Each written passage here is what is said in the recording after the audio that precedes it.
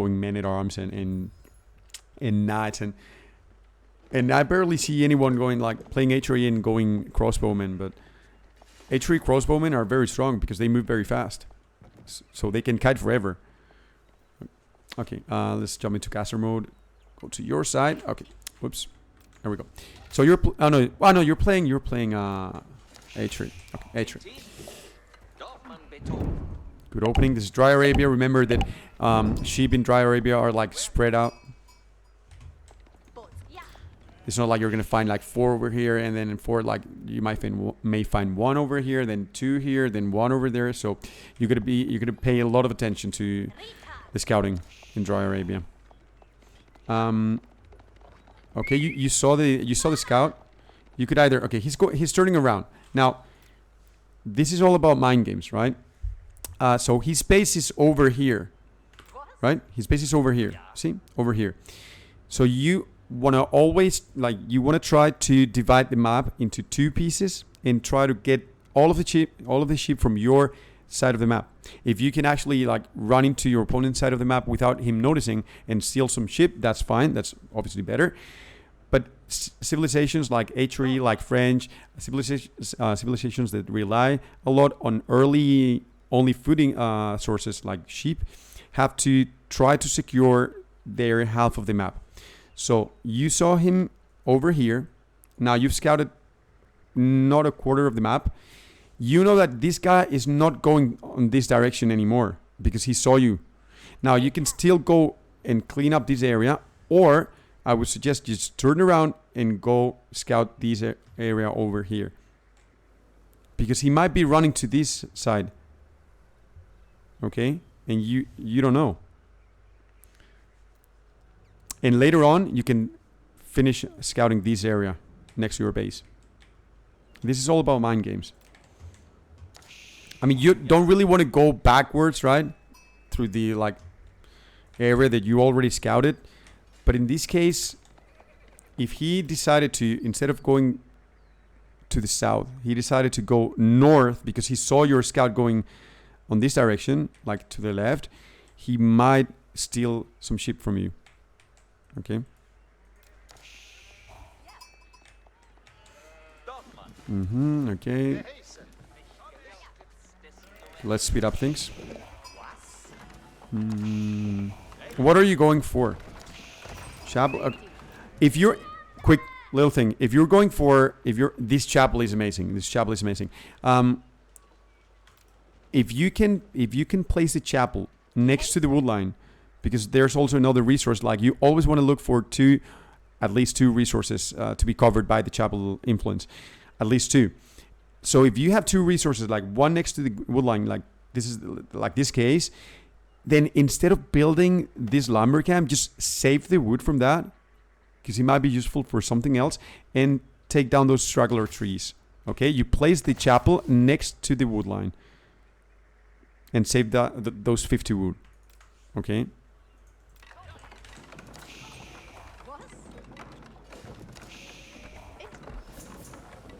Slay to chill. Gracias por el follow. Oh yeah, it's a drop-off. Exactly. Chapel is a drop-off. It is a drop-off. Okay, let's keep going. Okay, let's take a look. What do you see? You're playing against Japanese. Okay, he went for... you could have thought that he was going for his fast second TC. I didn't quite take a look at how many villagers he still had on stone. If he has like 4 or 5 villagers on stone, then he might as well go for a second TC on top of the upgrade for his main TC. If he doesn't have villagers on stone, then he's not going for a second TC. Now, he could be going for a fast castle. They usually go like upgrade the TC so that it buffs the gathering rate from farms around the TC, and then go castle. So they get stone for the upgrade and then go castle. It is very common to see that from Japanese. You're going for very early... What's your plan now? What's your plan? I feel like you have a like specific map that you always go for as HRE. What is it? Is it like a 2-rack blacksmith push, or what do you want to do?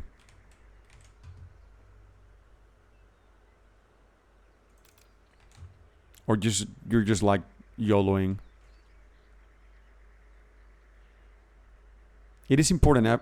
I always say this. It is important to have an initial plan. You have to have a plan. And later on, you may adapt that plan according to what your opponent does. But initially, you have to have a plan. Japanese always go samurai Onimusha, so you wanted to play in feudal. Now, men-at-arms do well, I think. No, they don't. Consider that men-at-arms are worse than samurai for two reasons. First reason, samurai get to deflect, evade, dodge your first attack, point one. And second reason, Japanese have +1 melee damage, a +1 melee damage additional. So their DPS is higher. Exactly, their DPS is higher. This in feudal. Then in castle, they get like the sword upgrade. I can't remember the name. Sword upgrade, and they get +4 melee damage. So until castle, you won't be able to beat his samurai with your men-at-arms. Okay. And I'm saying castle because in castle you got the maces. You got maces, which add 6 damage, melee damage, onto armored units. Samurai stats are like 1.5 of men-at-arms, maybe more. I don't think it's that much, but they're definitely better. Plus, he will be mixing those samurai with Onabugeisha. And Onabugeisha are squishy but deadly, man. Squishy but deadly. So, in other words, I don't think Japanese has a melee counter. Like Japanese just destroy everything at melee range. The way to beat Japanese, I would say, is with crossbows. And you don't have crossbows in feudal. So my point here is, isn't it better for you to try to go castle? Maybe place a tower here in your goal, or just like quick walls over here. Maybe a quick wall over here. Good thing about getting your 2 wood lines on the sides is that you can have quick walls put down very early on and protect your entire economy or most of it. So we got to make use of that. Now in castle, I mean, you can H-up with Burgrave if you feel like you're being pressured way too, like a bit too much, and you're not going to be able to pick up relics. You can go up with Regnitz if your opponent has gone for second TC and he's delaying his castle timing. It depends on what my opponent does. But I don't think fighting in feudal with men-at-arms versus a Japanese player, it's a good option.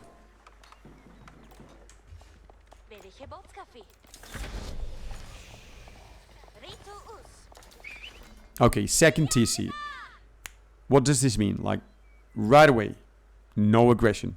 This means no aggression whatsoever in the next 2 to 3 minutes, maybe. Why? Because this guy's going to be, booming. He's going to be spending 10 food every 20 seconds. Oh, sorry, not 10. 100 food every 20 seconds for 2 villagers. So, what are my options here? I don't need to produce men-at-arms. I don't need to produce any military units because I don't really need to defend myself from anything. I could go for a second TC, although it's going to be quite late. He's going to be ahead in economy. I think my best option here is to go castle. Go castle and make use of the fact that he's not going to have any military units to defend the relics. So bear in mind that 1 relic equals like 4 villagers, because 1 relic provides, with Regnitz, 166 gold per minute. That's like 4 villagers. You get all the relics. Let's go. I don't know what you're going to do. I'm just analyzing and letting you know what I would think if I was playing this game. So I will stop producing military units right away, stop producing them, and go castle.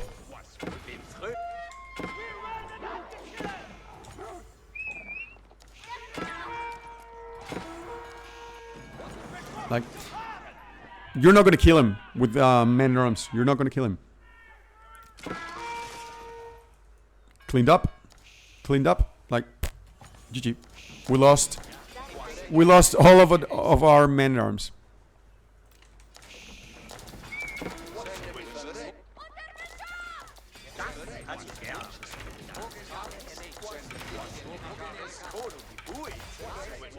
Let me take a look. So we got wheelbarrow, we got horticulture, broadaxe. We don't have peak, but we can get. Try to get all of the level 1 upgrades before you hit castle. Before you hit castle, try to have them all. Unless you're going for like a super fast castle timing or build order in which you have to like use the gold for the age up. Try getting those level 1 upgrades, eco upgrades, before you hit castle or on your way to castle age. So in that regard, you're good. Just get the peak 2. That's a fucking lot of units. But you have quite a few also.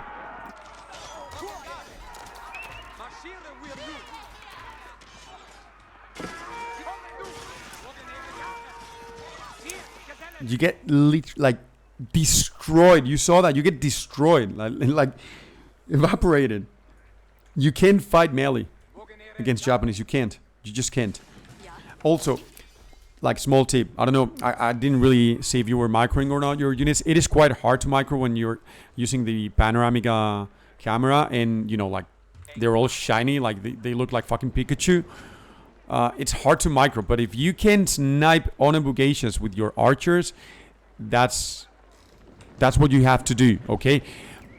You kind of want to have like men-at-arms fighting against samurai and your archers sniping Onabugashas. If you micro. If you're not microing, then GG. I mean, you saw it, right?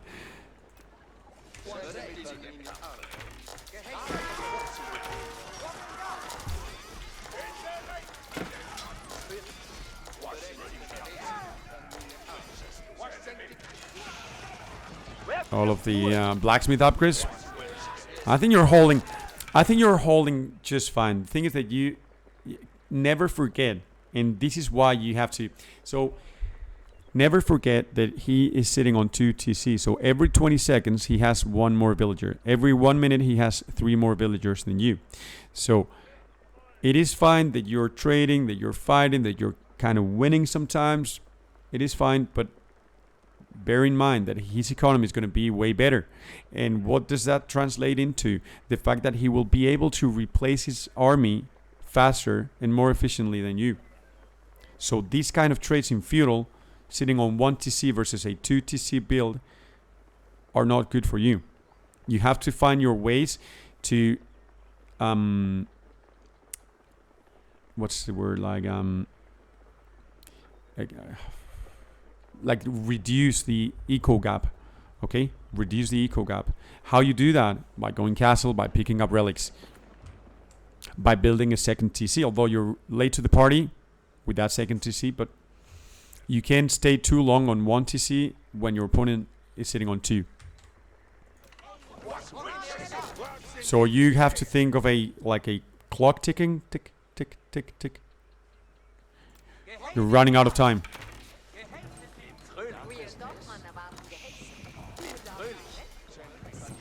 I mean, your farm ecosystem is amazing. Like, it's beautiful to see. You win Burgrave. You're chasing blood, huh, Chief? You like fighting. I love that. Fuck Regnitz. Fuck getting 166 gold. Fuck the fact that I have 4 barracks and 2 archer ranges already. I don't give a fuck. I'm going Burgrave anyways. A Burgrave Palace is the same as having 4 barracks. So you already have 3 barracks. You didn't really need another, like, Burgrave Palace. Just go Regnitz. If you didn't have any barracks or only 1 and you're getting pressured, then okay, it might be fine to go Burgrave because you need to survive, right? But if it's not the case, if you're not being pressured, if you already have a few barracks down, go Regnitz. Because every relic that you pick up is 166 gold, man. If you manage to pick up like 3 or 4 relics, you're looking at like 600, 800 gold per min. That's a fucking lot of money, man.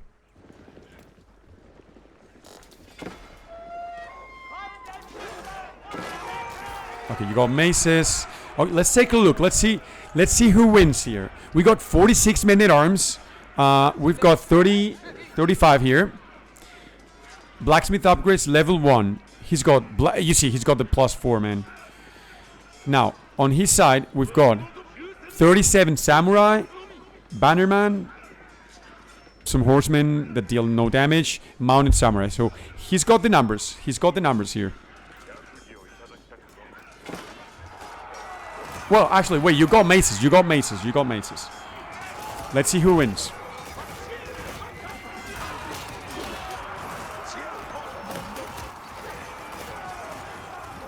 Remember what I was telling you on the previous coaching session? The fact that running a full melee comp means that you're not actually fighting with all of your units, whereas running a melee plus range comp means that you're actually fighting with all of your units. Like, these guys have been shooting. Imagine if these guys, instead of being archers, were crossbowmen. These guys have been shooting since the very start of the game, of the fight. Now, these samurai like have gone all the way around, and now they're starting to fight, like 20 seconds into the fight. So going for a full melee comp is not ideal. I would say this is pretty even. I mean, archers are not really doing anything.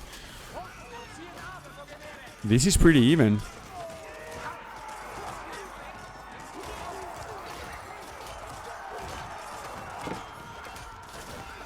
You've got your upgrades. He's got his upgrades too. But Japan wins. Still 15 samurai alive. 16 samurai alive.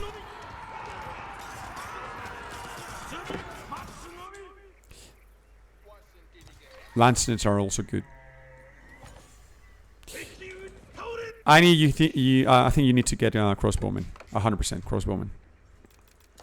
If I was the Japanese player and I saw my opponent, HRE opponent, going like mass man at arms, I would definitely go for a lot of samurai, but also I would get Onamushas.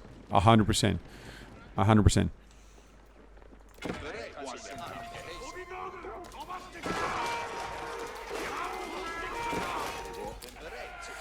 Upgrades. Don't forget about your upgrades. Let me see how you have your economy distributed. 32 on food. That's a lot of people on food, but I guess it's fine because you're like mass producing men at arms. 12 on. I think it's fine. You're floating a little bit of wood.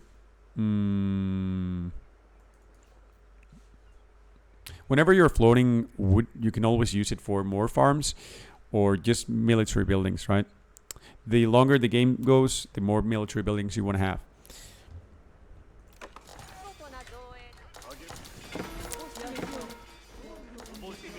You are relentless with those men at arms. Relentless. Let's go. We don't care. Is he raiding you? How did he get 12 kills? I didn't know. I didn't see that happening. Also, quick tip against Japanese. You can't dive their TC. Like, you cannot dive their TC. Like, you see, these TC shoots like a huge penis that wherever it lands, it completely destroys it. Destroys whatever it lands on. It's a huge fucking penis. So if you dive a Japanese TC every, I don't know how many seconds, like every 4.12 seconds attack speed.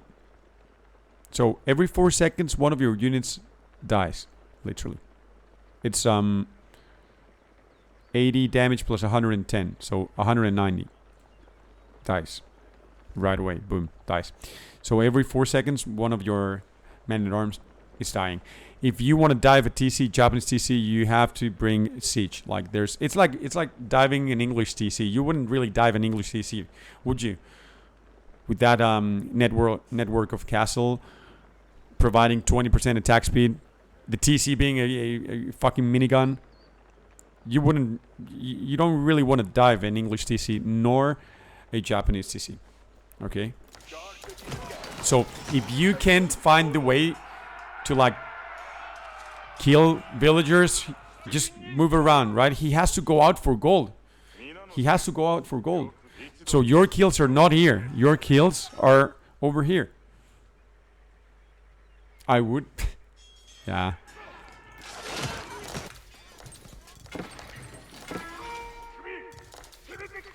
Okay.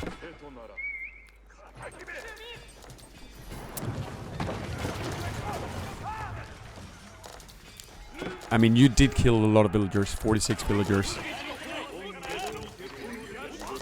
I'm not sure why this guy's getting horsemen out, but he might think it's a good idea.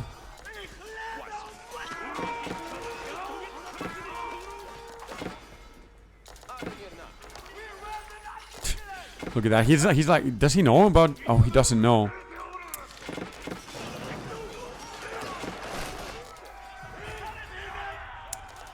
How long did we say the game?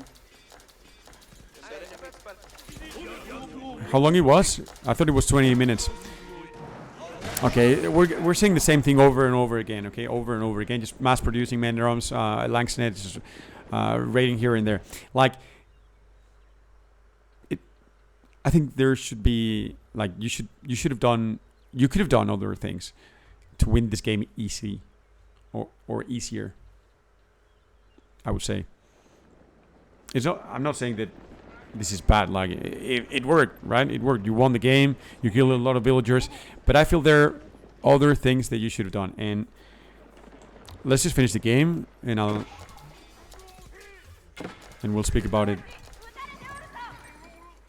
Okay, no. Let me stop here. Okay. Going back to my point, my previous point. If you can't find the kills over here because there's a TC, like a super strong TC, I can't dive his farm eco. I have to find the kills somewhere else. If I don't want to siege his TC, if I don't want to come in with siege, I have to find the ways to deal damage. And if it's not here, it has to be out of his base. Where? Gold mines. Okay, take a look at the map. We have to be looking at the map from time to time, boys. Every 4 or 5 seconds, we should take a look at the map. If we had taken a look at the map, well, I don't know why you don't know. Well, they don't come up now, and I think it's a bug, right? It is a bug, but you know there are farms here. So if there are farms here, there are villagers here, and even if you can't see those villagers, you can expect him to be. It's minute 35 into the game. Like your base gold mine has gone, your second mine has gone. You're actually gathering mine from the middle of the map. Like, he has to be doing the same thing, bro. Like, let's just go and check. Go and check. Okay? And if you deny his gold, he's going to lose the game. You can't play without gold. I mean, you can, but you're not going to play as good as if you had gold. So, whenever I can find the ways of getting into his base and raiding his farm eco or his wood line, think about other ways of dealing damage, and that's raiding his mines, right? Gold mine, stone mine, outside of base. I cannot. I'll just pull one man at arm, maybe only one, and go check. Because if I find he has 20 villagers over here, I'm gonna pull my army. I'm gonna stand here, and I'm gonna force these villagers to either run to my side of the map or just die. And without diving, without going too deep into his economy, I'm dealing tons of damage here. Okay, so always try to think one step ahead. If you have gone out for gold, then the guy should be out too, right?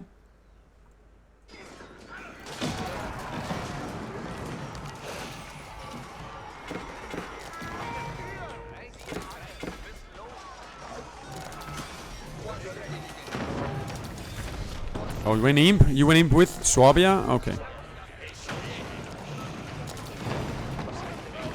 Remember the 5th of November. Remember that you have emergency repairs. Okay? Don't forget about them. They're very strong, very powerful. So before repairing, emergency repairs. Boom. Did you use them? Yes.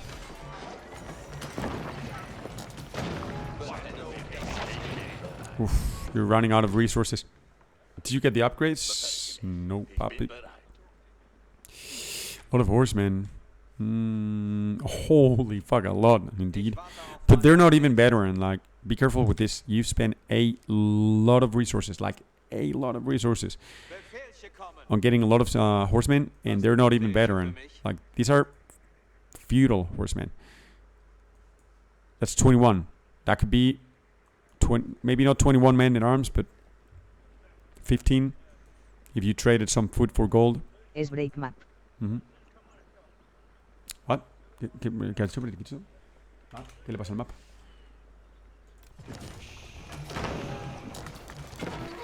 I guess that you want to raid, right, with this.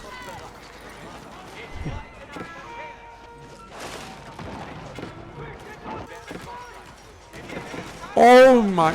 Ah, okay, I thought you were... Okay, he... Thank God that he... that he... surrendered. Because you lost all of your horsemen there. Okay. Oh, by the way, Slayer, I didn't ask you if you had any questions, my man. I'm sorry.